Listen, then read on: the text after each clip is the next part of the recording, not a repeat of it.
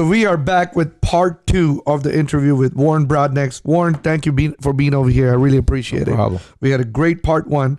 Warren, let's talk about what's next for She's Happy Here. Besides you trying to take over the United States. Right. I'm hoping just expanding his Walmarts right now, man. That's what I'm really focused on, is really capitalizing on this Walmart opportunity that we got. That and just being more ingrained in the culture. Warren, do you ship like anywhere? Like if someone is in like if someone comes over here and say, oh, you know what, my auntie lives in Washington, can you ship it to Washington or something like that? Yeah, we ship all over the world. You ship all over the world. All over the world. Perfect. Now, we know there's a She's Happy Foundation. Yes. Tell me a little bit about She's Happy Foundation. From day one, when we started She's Happy Hair, we just felt obligated to give back. Because this is the community that made us. We're nothing without our customers. And we know that our customers, a lot of times, they don't have it, but they found a way to get this commodity that we sell. So we've always felt obligated to give back to the community that made us. So from year one, before we officially made it a foundation, we've always did give backs in the city. Now the She's Happy Foundation, I founded in 2018. We do about 7 give backs annually. Okay. We'll do a back to school give back where we'll purchase over 1,000 backpacks. Each city that we're in, we'll give them the kids. We'll fill them up with supplies. We'll do a breast cancer brunch where we basically pay homage to women who are currently going through breast cancer, survivors of breast cancer, and fallen angels of breast cancer. We'll do on Christmas time, we'll turn our stores into basically a Christmas playhouse. That Saturday before Christmas, we'll have a chocolate Santa at the store. We'll give away free bikes, free toys. We usually do the She's Happy experience. That's like our give back to our customers. We do that in January or February. Well, we'll basically get a lot of local stylists. It's like twofold for that one. So it's a chance for local stylists who support us to come and work with us and show their talents for free to the community. The community can come to this event for free. They can get their hair done for free, makeup for free, and usually some type of entertainment. And then for Easter, what we do is we rent out Krista Adeb Park here in Houston, over like 50,000 Easter eggs.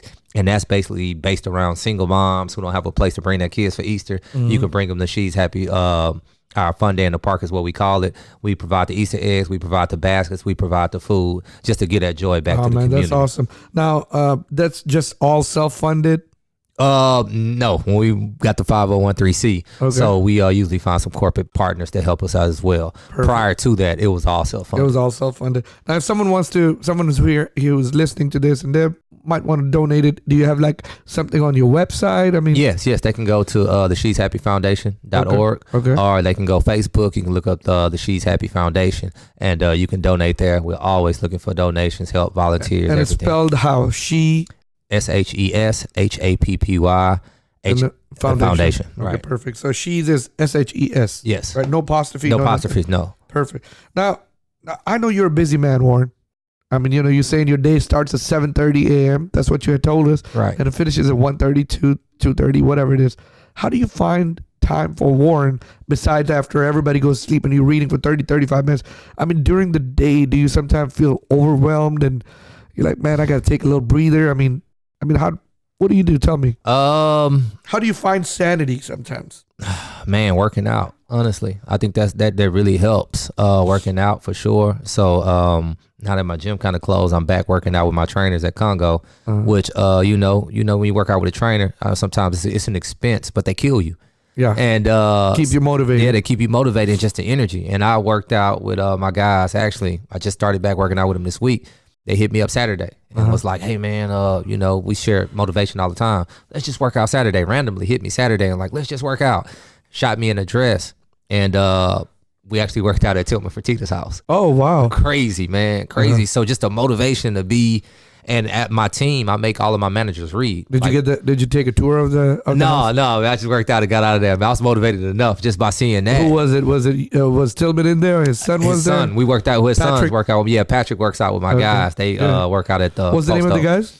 Dos and Taj. Oh, Firdos and Taj. Yeah. Firdos Khan and Taj Khan. They work at the Post Oak. Yeah. They trained James Harden. Those are my guys, man. Yeah. So I get back in there with those guys, man, and the energy is just infectious, man. No matter how bad the day beats me down, you get in there with them, man. They build you up. They kill you. They kill your body. Matter of fact, I interviewed Cruz Gage, who talked a lot about them he dressed like the Batman. I don't know if you've seen Cruz. I was watching that interview this morning. Oh yeah, yeah. Right. So yeah, Cruz is and Cruz does work out with them too. They're good friends, and he always talks about him. So I might be able to get one of those, both of those guys. You should, over the man. Podcast. You should. They're great people, man. They're good people. So that's good. Now tell me something. Do you like to travel? I mean, your family. Do you like to travel with family? Do you like to travel alone? I mean, tell me a little bit. Well, I'm traveling so much usually for business alone, because we're so far out. So I'm usually, once a week or once every other week, I'm usually checking on a store or handling some business in Atlanta or handling some business in Detroit or handling some business in Dallas. When I say travel, I mean travel for leisure. Fun, right. Fun. For leisure, usually I'm bringing the family. I don't have time to travel by myself. And I think growing up, I didn't leave Texas Houston until really I went to boot camp.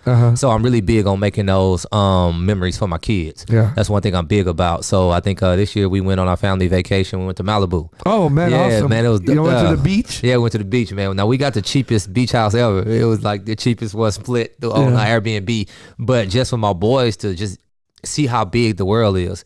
Now, luckily, I don't think I was working that time. Usually my family vacation is usually around work. So usually like I'm working at a seminar or a convention, and then we'll do family stuff at nighttime. I can share the pain. Yeah, I did that for a long time. Yes, man. So that's usually our family vacation is when I got to work somewhere. So how do people find you or your services, when they are, first of all, let me cross that question. Let's get back over there. But I know there's something you did. You put a lot of content on Instagram at one time. Yes. And I know I had met the guy who was recording you. He told me that y'all did this 95 days intense thing. Tell us a little bit about that. Tell me what did you do about the content? Why did you do it? And how did you do it? Well, so it started off as just a 90-day journey, and we did it last year. I met Dante. I met him January 1st. I had a meeting with his mom. He was there as a cameraman, and I wanted to really get my platform out just to inspire other entrepreneurs, because I think it's just a big misunderstanding on what it really takes to be successful at business. So I was like, let me just show people how hard it really is, because they only see a store and think that you're making millions of dollars or if you are making millions of dollars, think it's all going in your pocket and not taxes and everything else that comes along with it. So I had a meeting with Grace last year, 2019, January 1st, and met Dante on that day. And we started kind of planning out basically how to launch this platform to inspire aspiring entrepreneurs. And from a conversation that morning on January 1st, it was like, you know what, you guys should just record the next 90 days. And I make impulsive decisions fast. So I was like, forget it, man, let's go with it. So for the next 95 days, we spent probably 12 to 14 hours a day together. And he was a trooper, because he'd wake up with me, meet me at the office in the morning. He'd sit on my passenger side, and we just run. It wasn't anything planned. I wasn't sitting down, stopping. Most of the time, you'll see the footage if you look at my Instagram or my Facebook, Warren Broadnax. I mean, literally, I'm driving. I never stopped my day to create the content. He just came along with me, and I just gave all the inspiration I possibly could. And last year, the reaction was like ridiculous. So where can people find that content? They can find it right now. You can find it on YouTube. You can find it on my Instagram. I'm actually relaunching it. So I'm living every day right now on Instagram again. Okay. So every day I'm dropping the footage from last year in succession. So January 8th, 2019, this year, January 8th of 2020, that video comes out. And it kind of helps me stay in alignment of my goals, because I talk so much about my goals. So you put that on Instagram, you put that on YouTube? And Facebook. On any of those platforms, Warren, Warren, Broadnax, Broadnax. And you can watch those, but people are seeing what it takes. So you wanted to make sure you want to see, inspire people, tell them exactly what that means. Tell me, for people who are watching this, listening this, tips for entrepreneurs. What kind of message you have for the inspiring entrepreneurs or aspiring entrepreneurs, because people, when they get the success, it goes to their head, and they think you're selling $1 million, and they think all that $1 million is supposed to go to your pocket, right? And they don't think about taxes, they don't think about the rent, and they don't think about the overhead, and they, like we talked about in part one, they go fancy. Tell me what kind of message you'll have for them. My number, I always give like 2 rules or 2 pieces of advice to every entrepreneur. Number 1 is you just got to be fearless. I think all the time people, especially who want to start, they're scared, and they think that the people who did start wasn't scared to start or isn't scared to run every day because you don't know what you don't know. So number one, like to be an entrepreneur, you absolutely have to be fearless. You got to go. You can put together a plan as much as you can, but perfection doesn't exist. You just got to go out there and get some trial and error. That's the first one. Number two is you got to be relentless. Because you fail so much and you lose so much, and every day is a lot, so you gotta be relentless every day and just wake up and go at it. You can never give up. I tell people all the time, you probably got what it takes, but it's gonna take everything you got, and you gotta be willing to give every single thing in you. And if you're not, it's just not the trek for you. I don't believe it is. And like you said earlier, stay humble. At the end of the day, stay humble. Like you said, everything's good when that hamster wheel is rolling, but it don't take very much to break that wheel. And you'll be surprised how big wheels have been before when you talk to people who've done it and it's broke overnight and you don't know. I mean, we see Toys R Us. I think I just seen yesterday Borden has filed bankruptcy, right? And these are companies we thought would live forever. Pier 1 Import filed bankruptcy. Right. So it's like at any given time, you got to know this thing. You can't take it for granted because it can be gone tomorrow. Exactly. So you just definitely got to do that. For sure. So be fearless and be relentless. I tell it to every entrepreneur. And then you said be humble, which is something, one of my principles. Tell me your point of view about humility. Because there's people, that say, man, I can't be humble. I got to tell them what I got. I gotta be iced out, man. I gotta have, all my stuff right here. I gotta drive that Bentley. I need them people to know where I came from, where I'm at now. I want to shut them haters down. What is your point on the humility? I'm not worried about nobody. Because I know you know some of those, right? Yeah, no, man. You sound like so many people I know, man. Ridiculously, man. You living for that, man. You're gonna be broke. You're going to be broke, and people are going to see you, and that's always been one of my fears is like, if I live that and care about what people think, what are you going to do when you take those L's? Because they go come. Yeah. That Bentley's go get repossessed. You're going to have to go and downgrade. And if you're living off the satisfaction off of somebody else applauding you or you shining on people, man, that thing is false. It's like Instagram, it's filtered up. No, I think what matters most is taking care of your business and taking care of your family. That's all that really matters to me, man. As long as my family's happy, my boys are happy, and they're seeing what it takes to be a man. That's all that matters to me. All of those people that do that, those are the same people. If you watch them long enough, all of that stuff will fade, and they'll be stretching that Gucci belt for 8 years with like stitching it and still trying to show it off, man. And you know what? I mean, a lot of people don't take lessons from these billionaires. Warren Buffett, Bill Gates, Dell. Even the guy from Apple, Steve Jobs. I mean, they all were humbled. I mean, they kept their overhead low. I mean, even Tillman Fertitta, you just talked about it. I mean, every time I see him, he's wearing the black T-shirt with the black blazer sometime and some jeans. And I mean, it's not about being fancy or being crazy. I was listening to Steve Madden, a podcast with Steve Madden the other day, and he said, I always make moves just so that I won't go out of business every day. Right. Every day. $3.7 billion shoe company, Steve Madden, who's a staple. I mean, you grew up with Steve Madden shoes. For sure. And, I mean, this company is selling $3.7 billion shoes. And he says, well, I run it so I don't go out of business every day. That's the mentality. You got to stay hungry. That's the mentality. So someone asked Steve Madden, what's the most fanciest shoe you own? And he said Johnson & Murphy. The guy who's worth $3.7 billion say he wears $150 shoes. That's the most expensive shoes he owns. So I mean, we gotta all take a lesson of being humble, and humility is very, very important, especially when you're an entrepreneur. Because when life shuts you down, your humility and being humble is the only thing. Tell me something. I interviewed recently another entrepreneur, and he said, you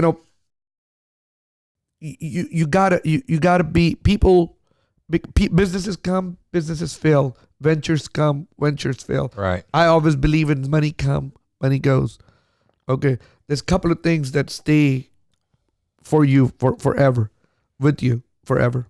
What do you think? Like, what are some of the things you'll say stay forever with you? I think family, man. Family is definitely the most important to me, man. The kids, my family, wife. yeah, family is definitely important. And your morals. You know, morals. Tell me about morals. Tell me a little bit about that. Family and morals. Let's stretch on that for people so they can hear how important family is and how important morals is. I think at the end of the day, man, like you said, businesses come and business fail. And when you talk to people at the highest level of businesses, they treat them like it's nothing, right? Yeah. It's just an opportunity. I'm gonna buy it, I'm gonna sell it, I'm gonna flip the return. Yeah. And if you get too caught up in the facades and all of this and not understanding that business is eventually gonna fail, or you gonna sell it, or you gonna move on, you know, you'll kind of put the energy into what's most important. Yeah. And I feel like that's families and morals, you know, who you are as a person. Once you sell that business, or once you lose all of those physical things that you thought that really mattered to you, once you lose all of that, what really makes you is who you are as a person. And that humility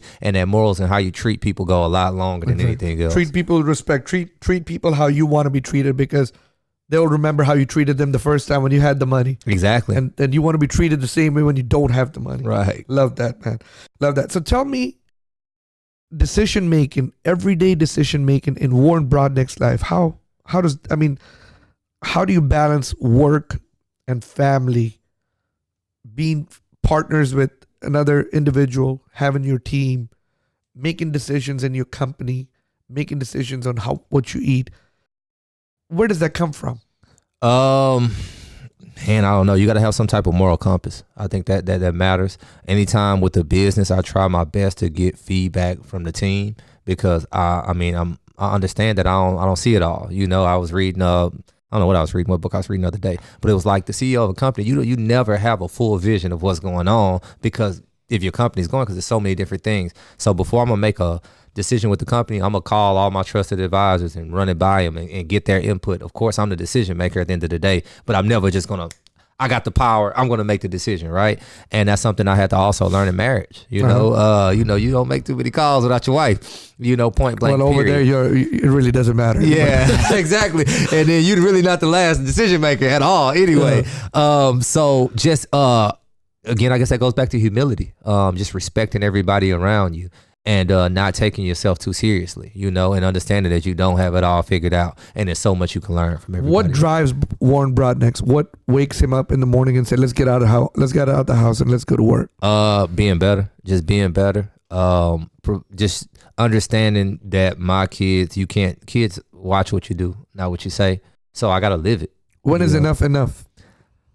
I don't think it's ever gonna be enough, man. I don't think it's ever gonna be enough. I don't have a goal of sitting on the island hanging out. That doesn't really push me. Like, I'm a hard driver. So what is it? Is it not goals? So what is it? A potential? Is it? It's some facility I think I'm just gonna work for the rest of my life. Now, I would like to decide the terms on which I work eventually. Slow it down eventually. Yeah, slow it down. Once you have, some kind of stable ground. Right. So, and that's all great, morals, the ethics, the humility and everything else. But I mean, at some time you got to think about, man, everything is going on. I got a family, I got everything. How do I stay grounded? There's people coming from me at every angle. I mean, and I'm just asking this for other entrepreneurs who are, doesn't get overwhelming sometimes? Extremely. You said it's lonely, and we have heard people say it's lonely at the top. And I mean, people you're growing up with, they sometimes say, man, Warren thinks his shit doesn't stink. I mean, how do you stay grounded? I mean, and I want to know that from you. I mean, I'm always learning from other people. I think you just got to know who you are, and you got to focus on what you want in life at the end of the day. You know what I'm saying? Because if you don't, everybody, you'll get lost in the sauce. You'll get lost in, oh man, I got to appease to everybody to show them who I'm still that guy I used to be. And I got to tell the team I'm this, and you got to kind of know who you are and where you want to go. And you got to continue to evolve. That's one thing that's why reading is so important to me. Education is so important to me, because I have to continue to evolve and become a better Warren. And the more time I dedicate to going to seminars, the more time I dedicate to spending time with people like you to pick your brain, I can't hang out for fun or appease to people, and I don't give them that energy. I just try my best to stay grounded by sticking around people who give me positive energy. Does it bother you that when you lose people that you cared about or in transition? No, it don't. I mean, I love them from afar. I wish bad on anybody. So Warren, what is in Warren's future? Is the book in Warren's future? Is the show a podcast, or is a TV show, or You're making this Instagram videos and YouTube about life of Warren. I mean, is there anything else? I don't know. I want the book for sure. I'm almost done with my book. Okay. Can you tell us a little bit about it? Yeah, it's just basically just a mindset. It's ideally the mindset. I haven't came up with a name already all the way, but I kind of wrote it for the most part last year. Is it more like self-help, entrepreneurial? It's self-help, entrepreneur. Just keeping that mindset of entrepreneurship because it's tough. You got to have a mindset of like, I'm gonna go. You got to have that Steve Madden mindset. I'll lose it tomorrow if I don't get out here and get it. And I think if you don't have that mindset every day when you wake up, like I gotta go get it. Otherwise, I lose it. Yeah, you'll relax and you will lose it. You'll think it won't. You'll think it's impossible. Oh, I'm so great. Just because I'm here, it's going to be amazing. Now you can do the work, or it's going to go away. So Warren, for someone who's been thinking about it, they're listening to this. They're like, man, I wanted to write a book. How do you write a book? How do you start? I actually hired a writer, so I kind of talked my way through it. Yeah. Okay. So what we did is last year I would get to the office a little earlier than I normally would before anybody was expecting me to be there, and I kind of came up with like 10 topics. And so you were talking to them, they're writing it. They're writing it, right? And then what I did is I went back to kind of put me in it, because even when they wrote it, I just didn't hear me. I only heard what they basically heard out of me. So just putting more substance in it. And that's been tough because I'm a bit of a perfectionist and I really want the book to help people. I don't care if I get rich off of it. I just want to impact and help people. And that I'm just struggling releasing it because I don't think it's good enough. Gotcha. Now in part 1, we discussed about, all the money you made, you invested, you started the business with $900. You're selling it out of your car. Everything you sold, you reinvested in the business. Tell us a little bit before we end this for entrepreneurs, people who are listening, people who are, how much do you believe in saving and reinvesting? That's the only philosophy I have, and then maybe because you say you have zero debt. I have zero debt. So tell me about saving and reinvesting. Tell us and give us a message. Give a message for entrepreneurs or people who want to have their own business. What is your message? Rainy days gonna come. Rainy day is gonna come. You know what I'm saying? It's coming, baby. It's coming. You better believe it. And it may not be just a rainy day, because a lot of times we like to give ourselves the benefit of the doubt. Oh, it's just gonna sprinkle, so I only need this. You better be ready for a typhoon, because it just may come, and another one may come after that. After you get rained on, we might get hit with a Harvey financially, and you need to make sure that you're in the best position possible to withstand that. And that takes the sacrifices. That takes not going out and doing, the reckless things. And those are some things I did as well, because it was like, I never had nothing and I got it. And it was like, okay, this is stupid. Like, let's get back to focusing on what really matters here. So what do you do? How do you do it? How do you save money? How does She's Happy Here and Warren both save money? We just can you share a little bit? Ideally, man, we just try not to spend it. Adrian, our finance guy, he's tight. That's my guy. He's super tight. So we try our best not to spend. Yeah, I'll have like a savings account for She's Happy Here that you put it in, and we have like reserves. Open up new stores, right? Like yeah, we just. And when Harvey happened, we were closed for 10 days. I don't know how long were you closed for? Like 3 days. 3 days. Yeah. Well, Harvey happened, so we were closed on the 26th. Well, I'm sorry, it was not 10 days. It was 6 days that we were closed for. Right. Because some of the areas we couldn't even get over there. So you were closed for 3 days. There's no revenue. You still got to pay the people. Yeah, and we were getting broken into. We were getting burglarized during Harvey as well, which is crazy. Yeah. Yeah. But you still got to pay them, and that's the thing too. When you understand, like, you got so many people that you have to feed, so many families that you're responsible for. You have to save, because it's gonna come. Those rainy days they go come. Warren, we have this in common also, because I strongly believe in saving and invest, save and invest, save and invest. I advocate the Acorn for personal all the time. Acorn should pay me by now, because I tell so many people about that, but Acorn is something that they will invest your spare change. So when you take a debit card or credit card and the bill is $4.32, they'll take the 68 cents and invest for you. Oh wow! And every week, money goes in there, and I'm a strong believer of that personally. And I do the reserve too. So our company, whatever we make, we don't spend it. We put it in the reserve. So just to rebuild, grow, invest. It's so important for future entrepreneurs to learn that. Warren, I really appreciate you coming over here. I have 3 questions for you left, and I know your time is valuable. Number 1, what is a question that you wish someone would ask, but no one ever asked you? What's a question that someone would ask and no one ever asked me? Man, I don't know. I don't know about that. Something you say, man, I wish they would have asked me this. Man, I don't know. I'm usually so open to anything and looking forward to getting anything. I'd like to definitely touch on, like you said, and it's one thing that I didn't know in business going into it, and maybe this is something I don't know how to form it as a question, but starting a business, you have to understand as an entrepreneur, the goal can't be to get paid a lot of money. It has to be to build value in your business. And if you come in looking at that aspect of it, saving's easier then, right? Yeah. Because you know that I'm not even here to get paid a lot. I'm here to build value because companies come, companies go. And if I want to sell, if I got all the income in my pocket, it doesn't help me at all. And when I got to build or scale up, I got to go dig in my pocket rather than if I would have left it in the business, it would be a lot easier. So I think that one. So that's a good one. Now tell me 3 things you would like to share with the world, maybe a future generation, maybe other people who are listening, you know, something that you believe in and something that you will leave a message for people.